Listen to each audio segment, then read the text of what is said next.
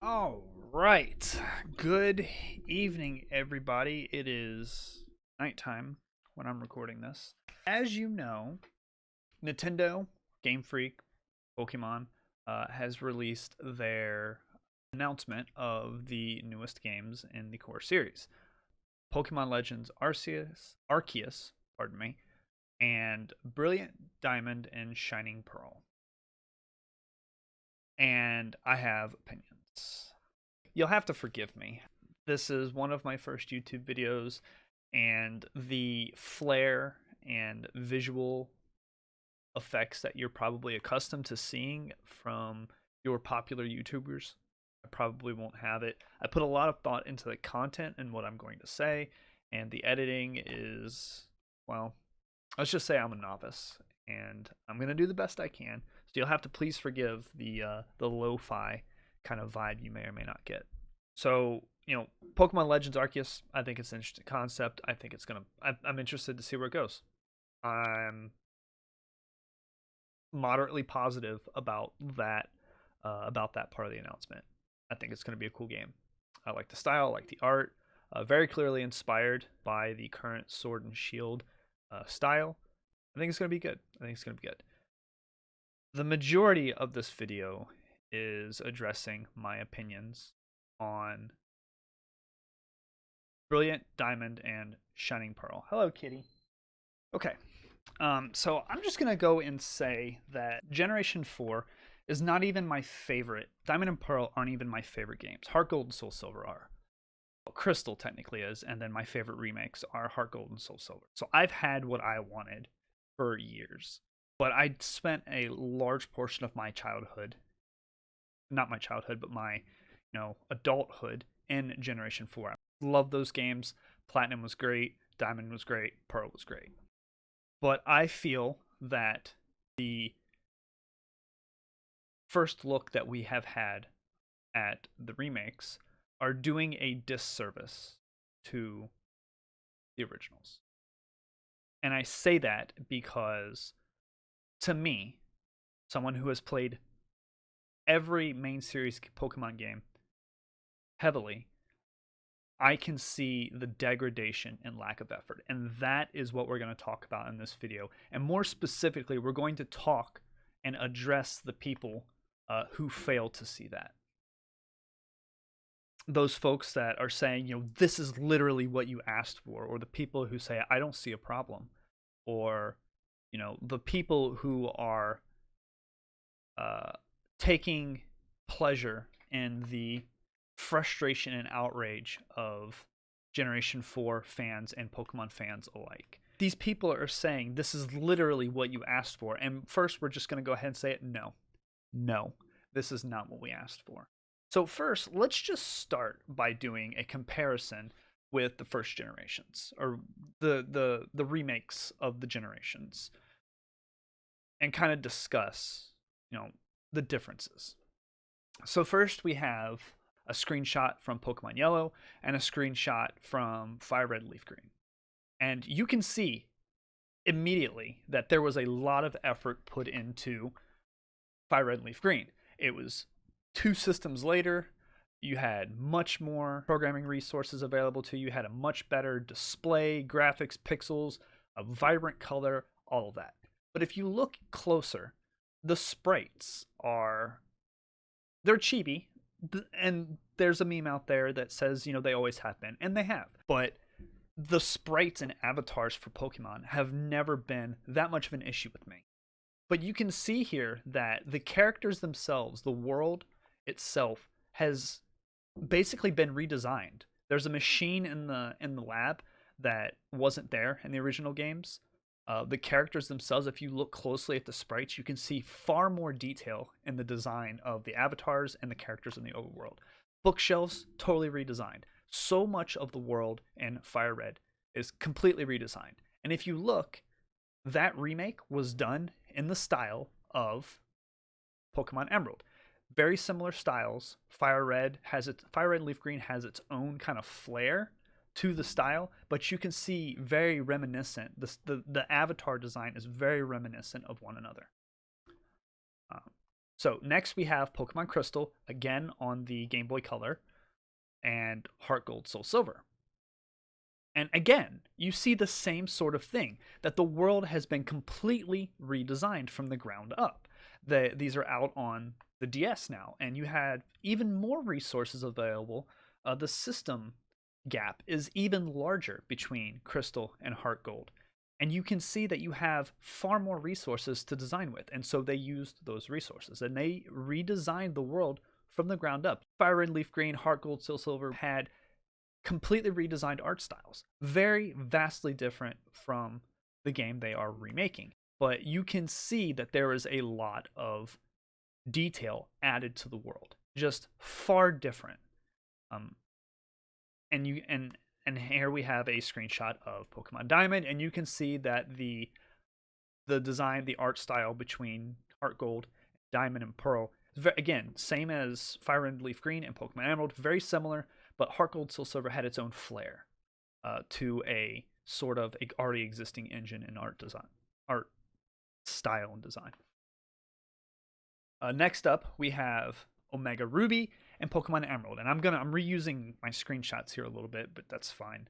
And again, you can see here that the world, once again, completely redesigned, and just far different art style, completely redone, completely redesigned. You can see the literal effort put in to both games, or to put into Omega Ruby compared to Pokemon Emerald. The avatar, still chibi, but very much a more human-esque, not less chibi and more human. You can see that in the design, and if you compare that to Pokemon X, again, you have a very similar art style. Omega Ruby, Alpha Sapphire have their own flair to the art style in Pokemon X, but it's still there. But the important thing to note is in all three remakes, there was a vast amount of effort put into the redesign, the redesign of the world that you're inhabiting.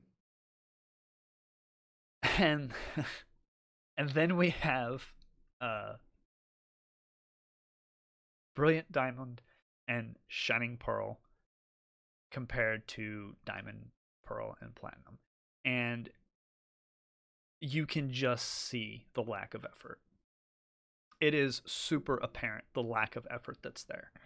And it's probably unnecessary, but we'll just show you a screenshot of Pokemon Sword.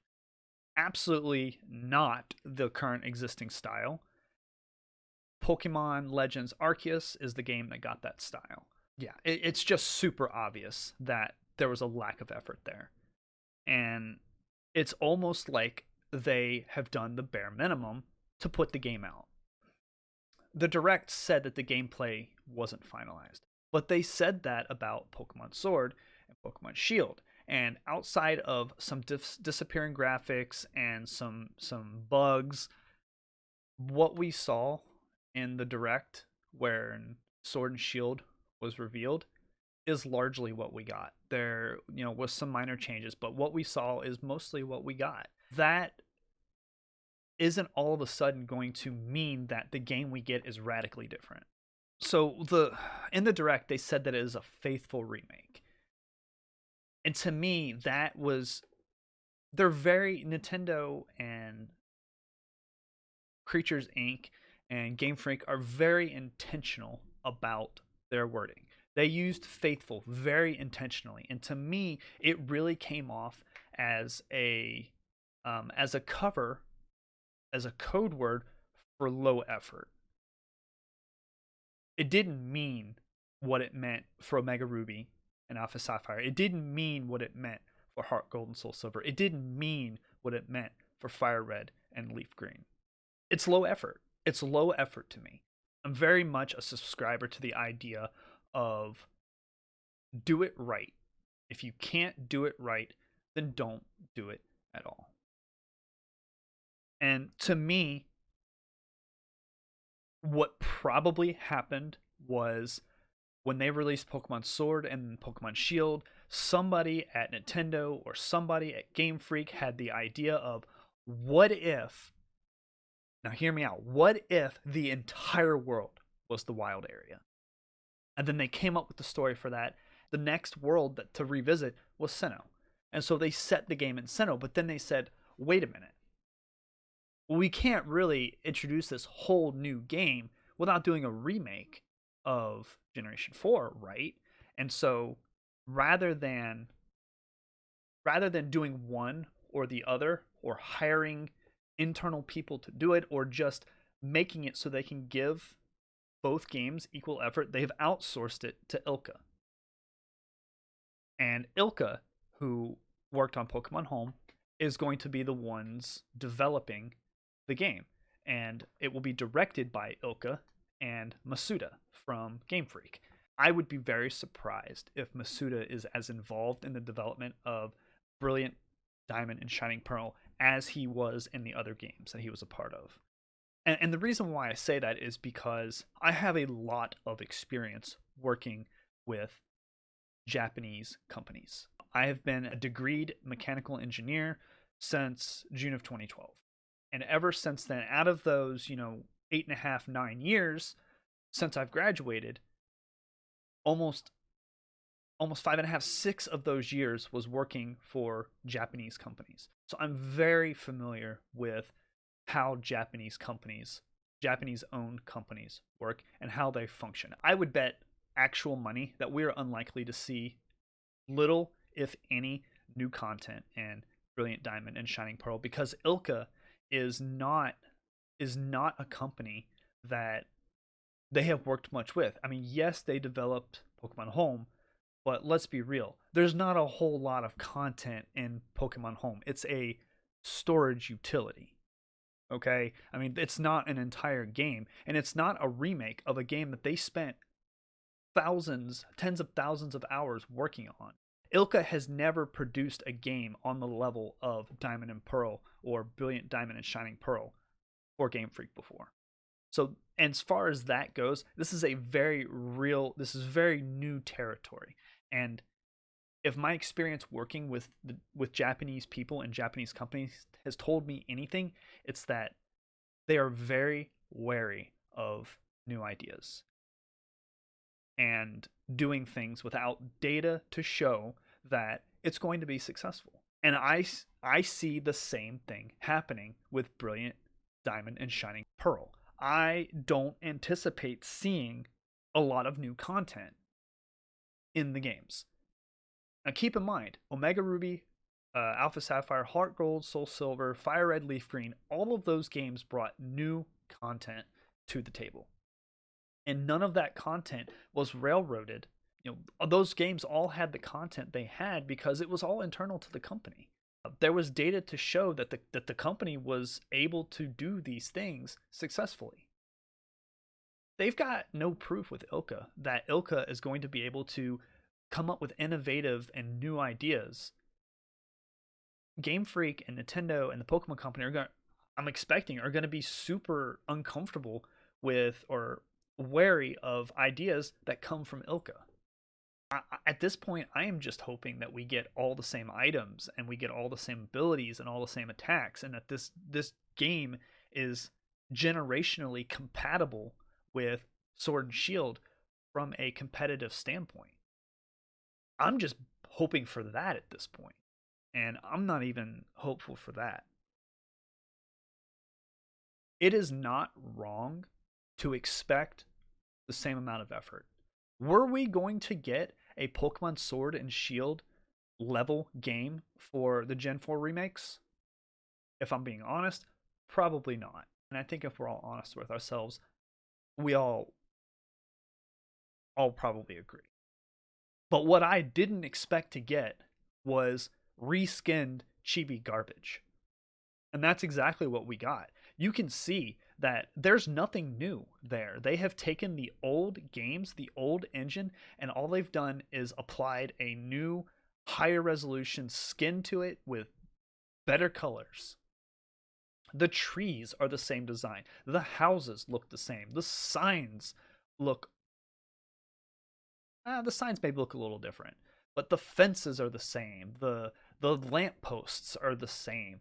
There's zero redesign in the avatars. They look exactly the same. They're chunky little kids with the exact same clothes and no additional detail. You can just see the details in brighter color with less pixelation. That's all they did. And you can't tell me that that is not a lack of effort, that this is not just one example in a long line of lack of effort.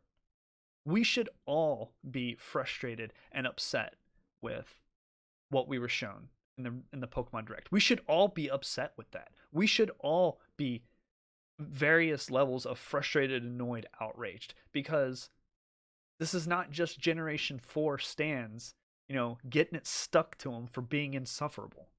This is everyone's nostalgia at risk. Generation 5. This is what you saw in Generation 4 remakes. Your nostalgia is at risk. When your remakes come, you run the risk of getting the same reskinned garbage that Generation 4 stands got. You should be concerned. You should be frustrated. This is just another example in a long line of lower and lower effort output from the franchise for equal or more money. It was not wrong to expect the same level of effort. That is what we asked for. It wasn't a Gen 4 remake. It was a Gen 4 remake with the same amount of effort assigned to it as all the other remakes.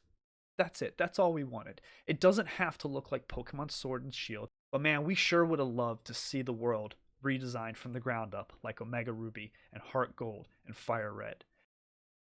Now, I fully recognize we could get all of these things. It's, these games will probably come out in November. We've got 8 months till then. That's a lot of time. A lot of the stuff, we may get all of that. I hope that these games turn out to be good renditions that are reminiscent of the originals while being something brand new and fresh. I hope that as we get more content revealed to us, that these games turn into something that become favorites for new and old fans alike. I hope that these games turn out to be so much more than reskinned chibi garbage. At the end of the day, I just hope that there's people out there that I helped educate and that I gave a different perspective. And we're all in this together. We're all going to get the games. We're all going to play the games. I'm going to get them. I'm going to play them. You're going to get them. You're going to play them. We're all going to get the games, and we're all going to play. But consuming the product doesn't mean that we can't be unhappy or disappointed with it at the same time. Those two ideas are not mutually exclusive. And it's okay.